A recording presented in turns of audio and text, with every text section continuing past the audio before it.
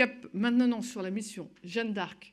2026 qui fait l'objet de notre focus aujourd'hui. Et la mission Jeanne d'Arc est un dispositif unique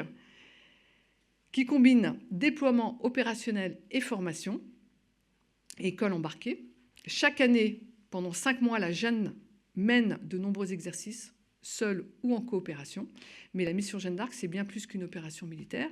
C'est également un cadre d'apprentissage particulièrement exceptionnel. Elle accueille des officiers élèves de l'école navale à bord d'un porte-hélicoptère amphibie et d'une frégate. Les élèves achèvent leur formation grâce à des enseignements mêlant théorie et pratique au plus près des réalités du métier, et c'est une immersion totale garantie. Mais je n'en dis pas plus et cède la parole au capitaine de vaisseau Jocelyn Delrieux qui va nous présenter en exclusivité les enjeux et la zone de déploiement de l'édition 2026 de la mission Jeanne d'Arc. Je vous remercie, Madame la déléguée. Messieurs, dames, bonjour. Je suis donc le capitaine de vaisseau Delrieux, commandant du porte-hélicoptère amphibie d'Ixmude et commandant de la mission Jeanne d'Arc. Il me revient de vous présenter cette mission ce matin. Une mission qui embarquera cette année à bord du porte-hélicoptère amphibie d'Ixmude, de la frégate Aconite, et qui se déploiera dans une zone qui reliera l'océan Indien au Pacifique, dans une zone qui concentre nos intérêts stratégiques. Avant de venir plus en détail sur le parcours, je vais d'abord vous rappeler quelques-uns des objectifs, des enjeux de cette mission et ce qui singularise cette édition 2026. La mission Jeanne d'Arc, telle que nous allons la mener, s'inscrit dans la continuité des 15 missions menées par les porte-hélicoptères amphibies ces dernières années, à la fois une mission de formation et une mission qui est adossée à une mission opérationnelle. En termes de formation, comme vous l'a dit Madame la déléguée, cette mission constitue le point culminant de la formation des futurs officiers de la Marine nationale, auxquels sont associés pour toute ou partie de la mission 16 officiers, jeunes officiers des marines partenaires et des marines alliées. Et ce sont au final, à bord du groupe, 160 jeunes officiers, appelés midship, qui vont acquérir, tout au long de ces 5 mois de mission, un haut niveau de compétences dans des domaines exigeants que sont la navigation, la manœuvre, également les opérations et les différents domaines de lutte, également la maîtrise des installations complexes et la conduite du navire à bord de nos bâtiments. Et c'est bien une école d'application, c'est-à-dire que ces jeunes officiers seront placés aux responsabilités, ils le seront en passerelle de nos bâtiments, ils le seront aux centrales opérations, ils le seront au PC navire, et c'est pour eux une excellente façon d'apprendre en étant immergés dans les opérations, dans des zones parfois de friction. Et puis cette mission, elle leur permettra de s'ouvrir au monde, elle leur permettra également de côtoyer des enjeux qui les attendent demain, comme les drones, comme la data et ces sujets sur lesquels la marine avance. Ils comptent parmi eux des commissaires d'ancrage marine, ils comptent parmi eux également, pour une partie de la mission, des élèves médecins et des administrateurs des affaires maritimes qui viendront terminer leur formation à bord. Et l'objectif que nous avons, l'objectif que j'ai, c'est que cet été, au retour de cette mission au mois de juillet à Toulon, ces jeunes officiers puissent chacun rejoindre leur première affectation en étant prêts à l'emploi, prêts à prendre leur première responsabilité à bord de leur première unité. Jeanne d'Arc 26, comme les missions Jeanne d'Arc, incarne également une logique de partenariat, c'est-à-dire que tout au long du parcours, tout au long de ces 5 mois de mission, nous allons contribuer par les exercices, par les coopérations que nous allons mener à la fois en mer et à terre, contribuer à consolider, à renforcer nos partenariats régionaux, que ça soit fait sous des formats bilatéraux, parfois sous des formats parfois sous des formats multilatéraux. Également, nous allons travailler en appui à nos forces prépositionnées et à nos forces de souveraineté. Et pour ce faire, la Jeanne d'Arc est un groupe interarmé quand il se déploie, c'est-à-dire qu'à bord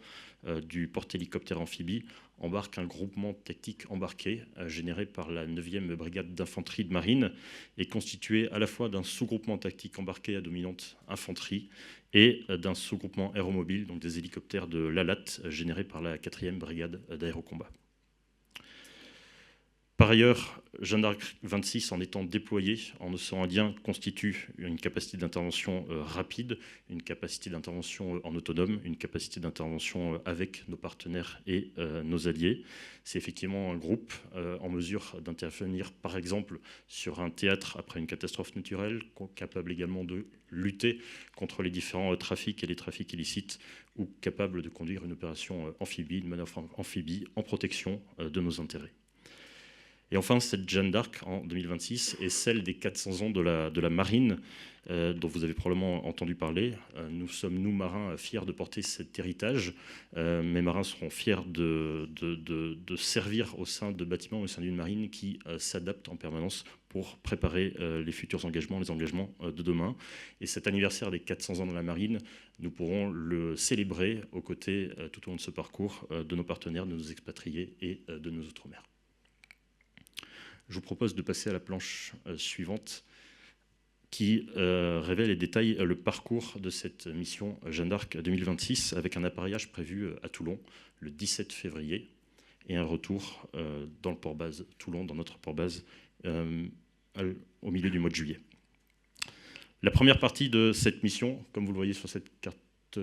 cartographie, elle nous permettra de couvrir la Méditerranée et l'ouest de l'océan Indien. Elle verra notre groupe patrouiller en Méditerranée dans nos approches, franchir Suez,